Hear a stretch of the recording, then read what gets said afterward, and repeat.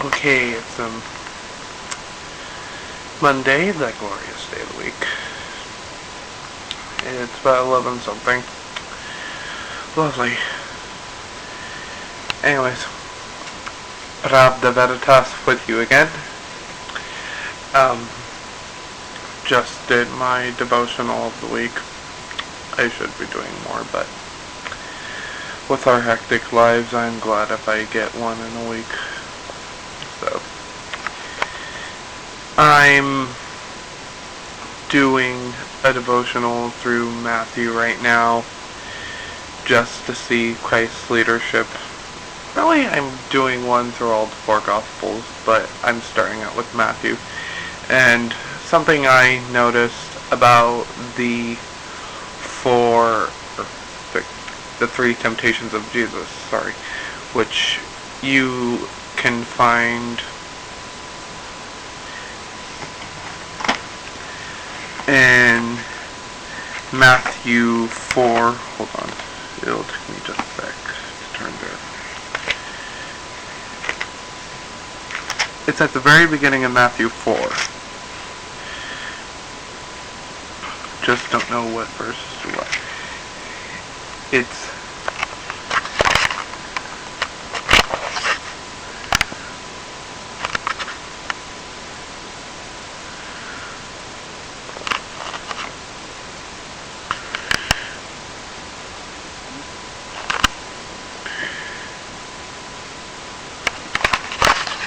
Matthew 4. Anyways, Satan tempts Jesus. Three things I noticed is that Jesus, through the temptations, is showing us how we should live. The first is the bread, which is living by God. Satan, first of all, Jesus has been fasting for 40 days and 40 nights, and of course, he's going to be hungry, craving one of those Big Macs that don't rot for 2 years, something that tastes delicious but isn't food, although we should eat food. Anyways, off of the McDonald's tangent, Satan says, "Hey, you have the power to turn this rock into bread. Why don't you do that, Jesus?" And Christ replies, Man shall not live by bread alone, but by every word that proceeds from the mouth of God. And right there, for me, it just shows that we are to live by God and not by our own rules.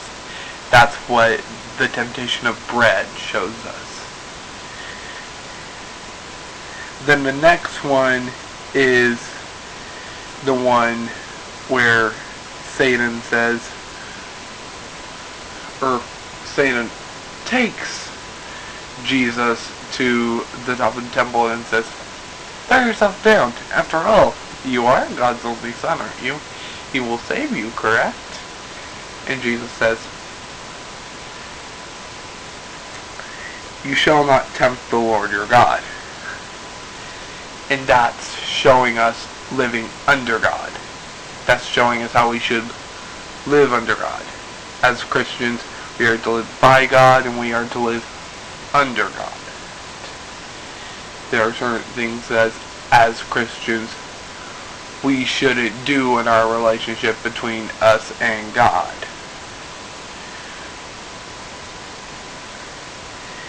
Then we have Satan taking Jesus up to the mountain and saying, "See all these kingdoms? I will give them to you if you bow down to me." And Jesus replies, "Away with you, for it is written, you shall worship the Lord your God, and him only you shall serve." And that's living for God, which is essentially what Jesus teaches in the New Testament. Because Jesus went the 9 yards to crucifixion. so that we could live for God. Yeah, so that's just my 2 cents.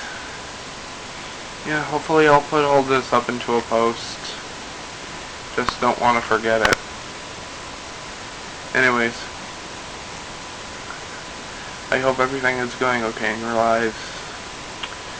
Lord, you know what we want, what we need, and may you give us what we need.